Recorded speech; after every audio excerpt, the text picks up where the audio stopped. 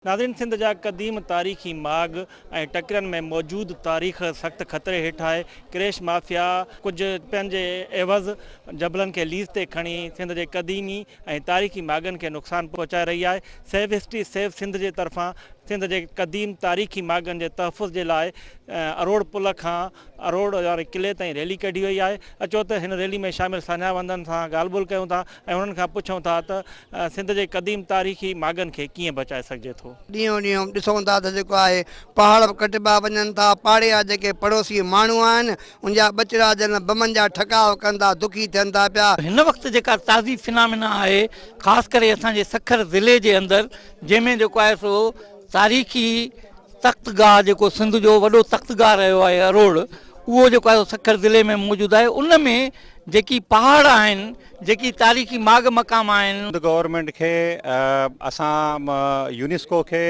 ऐं असां इंटरनेशनल इदारनि खे वी आर रिक्वेस्टिंग देम के ही जेके सिंध जा माग आहिनि उन्हनि खे जेको आहे सो भुॻड़े मुठे जेको आहे पैसनि जे एवज़ विकियो थो वञे पियो। ईअं न थिए त मुस्तक़बिल में सिंध जो जेको अॻियो नस्ल आहे उहो इहो सिंध जा टकर ऐं सिंध जा पहाड़ ॾिसण खां रहिजी वञे। हे लाइम स्टोन जो पत्थर आहे जेका हिन मां डस्ट थी उॾरे पई। इहा साम्हूं हे तव्हां ॾिसंदा हूंदव केलनि ते या हिन इलाइक़े ते छड़ी फसलनि ते माण्हुनि ते या अछाण थी करे। हे चूने जो पत्थर आहे, माण्हू खे साह जूं बीमारियूं थियूं थियनि, चमड़े जूं बीमारियूं थियूं थियनि। मुख़्तलिफ़ हज़ार साल खां वठी करे क़ौमूं जेके पंहिंजूं तारीख़ रखनि थियूं पंहिंजे वजूद में, ही उन जा उञाण हूंदा आहिनि।